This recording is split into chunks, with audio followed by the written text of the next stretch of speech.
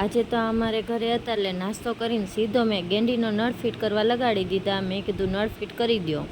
પછી તો એને મસ્ત મસ્ત નળ ફિટ કરી દીધો.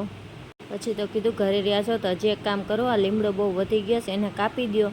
એટલે એને એટલો બધો લીમડો કાપી નાખ્યો એ કે નહીં શાંતિ લેવા દે ઘરે. મેં કીધું થોડી લેવાય, લીમડો કાપવા માંડો.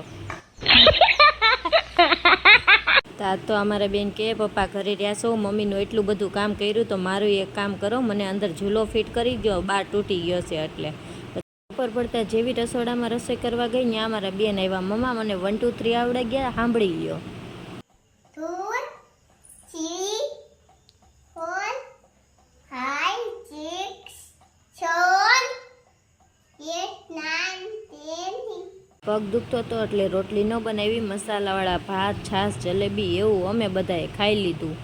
પછી તો જાગ્યા હતા, વરસાદની બહરાટી બોલતી હતી અને વરસાદને જોઈને તો મને કંઈક ગરમ ગરમ ખાવાનું મન થાય. પછી તો હું વરસાદમાં ન નાઈ પણ પૌવાને નવરાવી દીધા.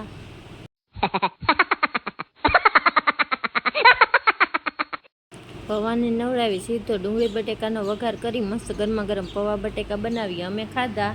તા તો એના પપ્પા અમારા બેનને 1 2 3 આવડી ગયા છે ને એટલે એના માટે મસ્ત મજાની ગિફ્ટમાં ચોકલેટ લઈ આવ્યા હતા. Like share subscribe. જય માતાજી. આવો મળશું કાલે મસ્ત મજાના એક નવા બ્લોગમાં. Bye bye. Thank you.